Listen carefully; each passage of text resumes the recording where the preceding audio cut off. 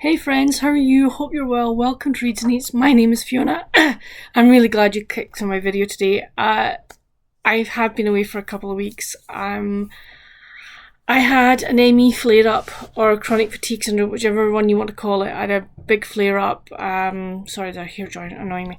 Bad joint pain, really bad tiredness, just concentration wasn't great.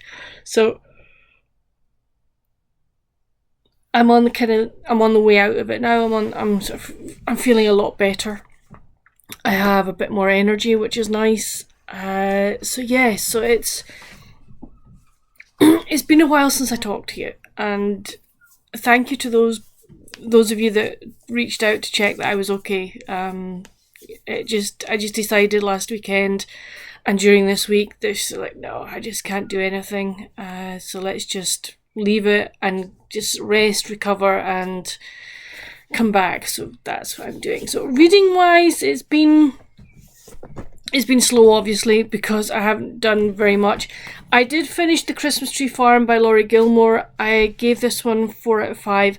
It does get very spicy. I will let people know that now. You're probably looking at 3 chili peppers on Sarah, the Bookish Knitter scale. So yeah, I did enjoy it, however. The spiciness I could have done with less of it, but I did enjoy it. So we meet Kira, who I'm going to say a whim, decides to invest some of her money in the Christmas Tree Farm, but she bought it sight unseen. The reason she buys it is because her twin sister is moving to Denmark and is to get married and stuff, and she just feels that she needs something for herself. But she doesn't know the first thing about running a Christmas Tree Farm, hasn't a scoop, and is a bit standoffish to the villagers of Dream Harbour. But Bennett has come to Harmony Harbour to spend Christmas with his sister. And he gets roped in at the town meeting to go in to see Kira to check that she's okay, etc. And they know that there's something buried in the Christmas Tree Farm, and the thing is, we don't want to come across a dead body, because there's a bit of a mystery regarding the previous owner. So you have that in the mix.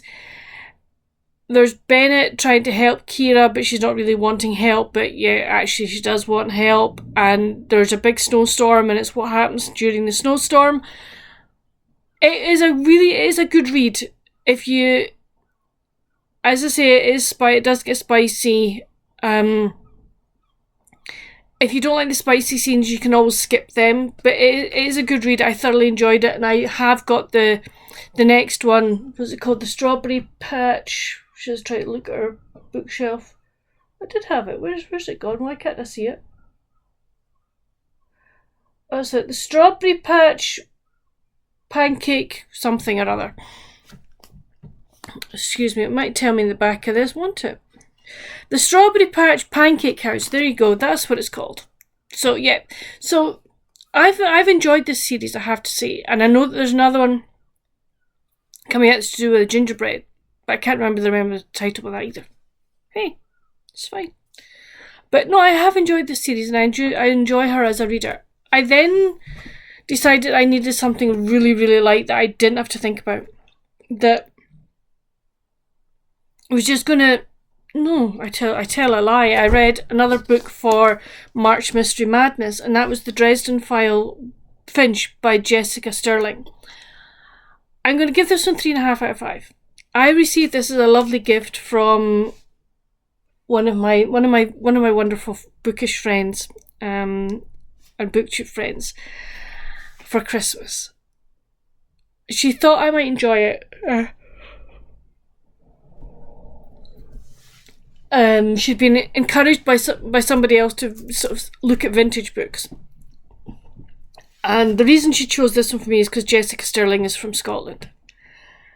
I did enjoy it. It's a very I can't say it's a quiet book in that, you know, it's very slow.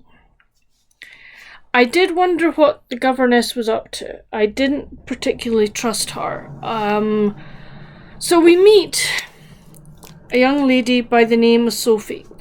And Sophie has been brought up in Yorkshire in this lovely house.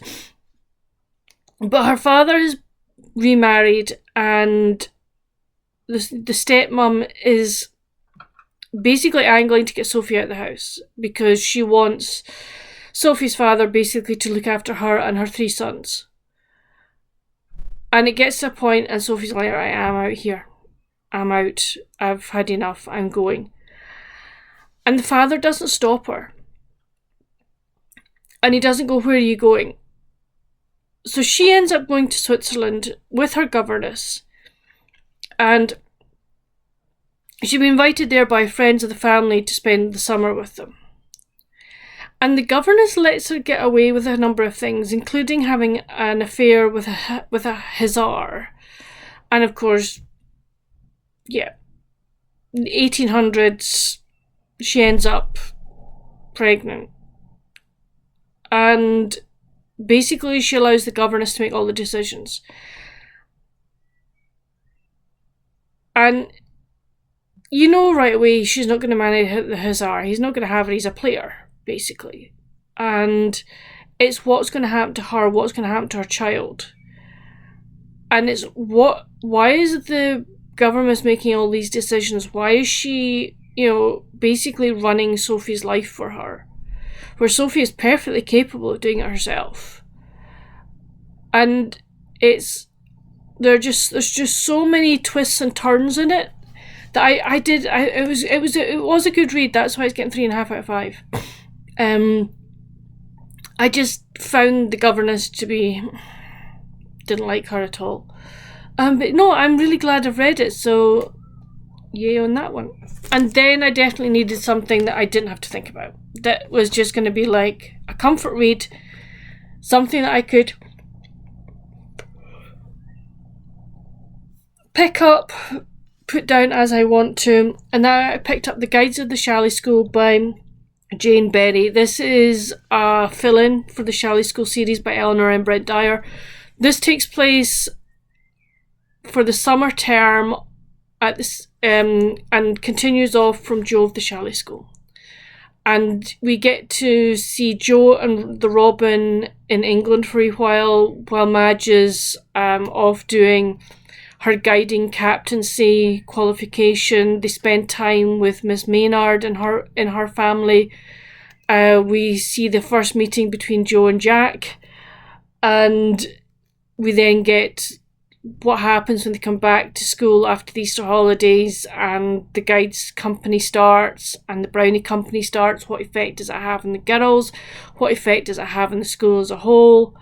And it was really, really good. I thoroughly enjoyed this one. I'm going to give this 4.5 out of 5. Absolutely adored this. And it was just something I just needed at the time. And I was very, very glad to have something like this to pick up. Talking of the Shalley School, this is the centenary celebration year, because it was 1925 that Eleanor and Brent Dyer first got the School at the Shalley published. And Girls Gone By Publishing, who have the rights to a lot of the books now, they're publishing the first book as a sort of centenary edition.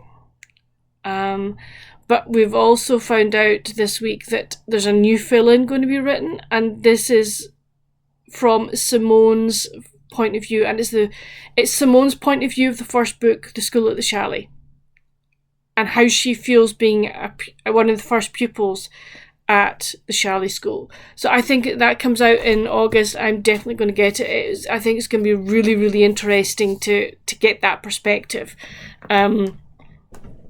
Because Simone comes over in the first book as a bit of a wet. And, you know, she's a very quiet soul, but she becomes a very much integral part of the story as it moves forward, which is great. So, yes, I'm looking forward to that one. So I then started a buddy read with Elizabeth from Lizzie Fay Loves Books, we're doing a chapter a day.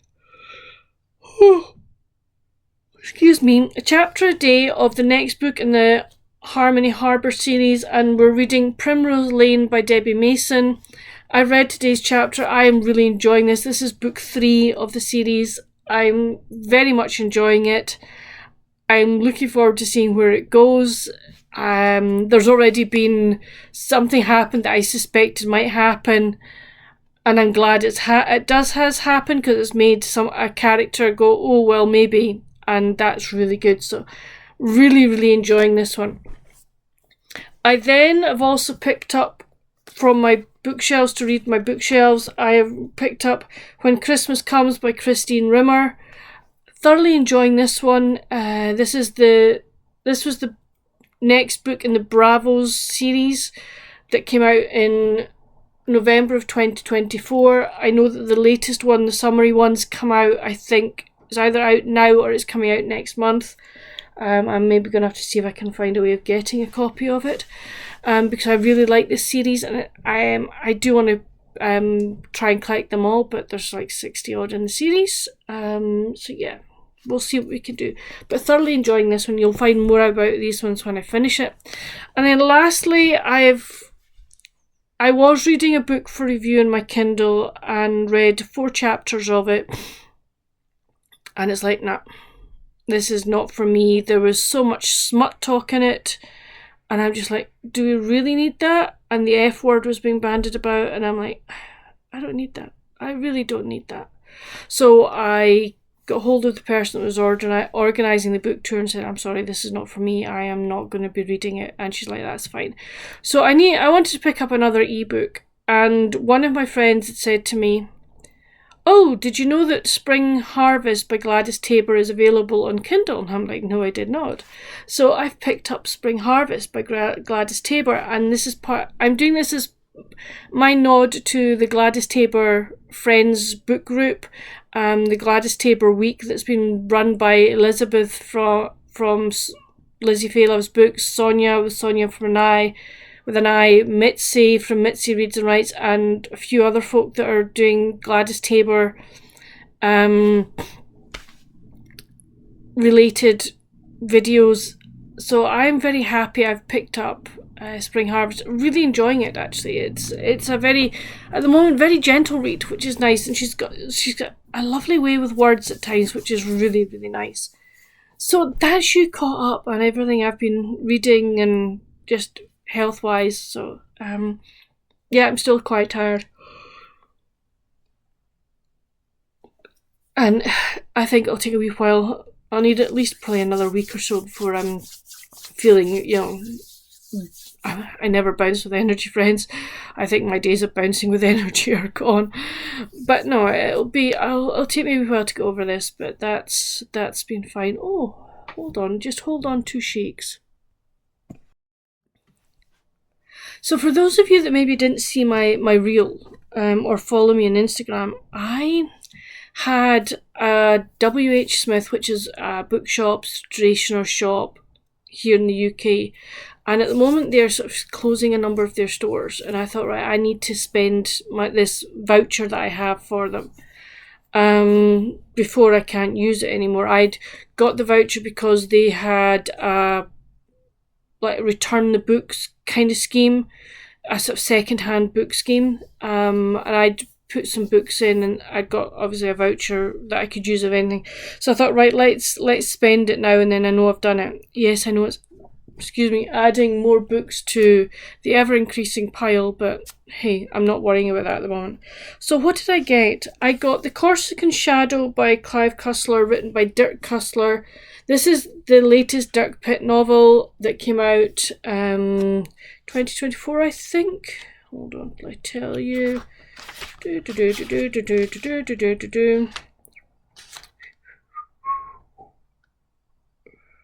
the heck? Where does it tell me when it was? Yeah, published 2024. So I don't know whether Dirk Cussler's going to write any more Dirk Pitts. This is my favourite series by Clive Cussler from all of them. I absolutely adore Dirk Pitt, so I'm looking forward to getting to that. I then also got one that I'd lent this book and its sequel and the DVD of the film to an elderly friend, and unfortunately I've not got it back. And I thought, I want to get them back in my collection. So I've got Under the Tuscan Sun, A Home in Italy by Frances Mayes. I adore this book. I love hearing about how she rebuilds the house, and also there are recipes in it as well, and I just absolutely adore this. I mean, there's tangerine sorbet, lemon cake, and I am just like, oh yes please. Rustic apple bread pudding, winter pears in vino noble, warm porcini or portobello salad with roasted red and yellow peppers. I mean, hello.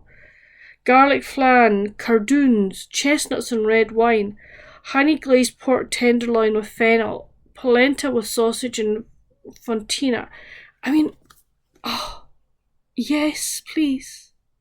So I will be rereading this because I just loved it so much, and I do plan to get Bella Tuscany as well at some point. And then one of my other friends had been saying to me, you need to read a Jessica Redland. They are such good books, and Hedgehog Hollow is a really good one. So I've got Finding Love at Hedgehog Hollow by Jessica Redland. I am so looking forward to reading this. I think it's going to be a really good read, and I think, looking at the cover, I'm going to keep it till a summer read. I think it's going to be, with all the flowers and everything, I think it's going to be a summery read with the hedgehogs. Oh, so looking forward to this. So that was kind of my wee mini haul, my wee mini book haul, which is good. But that's it for this video. I hope you've enjoyed it. It's been really nice coming back to chat to you guys. Please let me know down in the comments, have you read any of the books that I have read? I would love to know your thoughts, or even the ones that I'm reading. Have you read any of them, or even the ones I hauled? Would love to know. No spoilers, please, obviously, for the ones that I'm reading and I haven't read yet. What have you been doing with yourselves? Come chat with me down in the comments. What are your plans for the weekend, etc.? Have you got any Easter plans happening so far? I would love to know. I've just been watching rugby. We watched Glasgow get humped by Leinster last night. It was like Glasgow tried so hard, but Leinster just seemed to have clicked really, really well at the moment, and they're flying. Just watched Edinburgh beat the Bulls, which is great. They're into the semi-final now of the European Challenge Cup, which is great. Really pleased for them, so that's good. But now I'm going to go and I'm going to edit this and get up for you guys. But come chat with me down in the comments, and on your way there, if you haven't already, please hit that like button if you've enjoyed this video, and hit that subscribe and notification bell as well. It just tells you when I bring out new videos, and also helps my channel grow, which it is doing so, and I'm really pleased for that. To all those new viewers that have come to me, hello, welcome, thank you very much for joining my wee YouTube community and family here. I hope you're going to stay and enjoy come chatting about my books and various other things. There'll be no vlog out this week because I just haven't been picking up the camera, but I will get back into it. I will start a new vlog on Monday. I think I've got an idea for a video for next week, so there won't be a big gap. I will try and put a video out this week as well. But that's it for the moment. I hope you have a nice weekend, friends, and whatever you do, stay safe. Happy reading. Bye.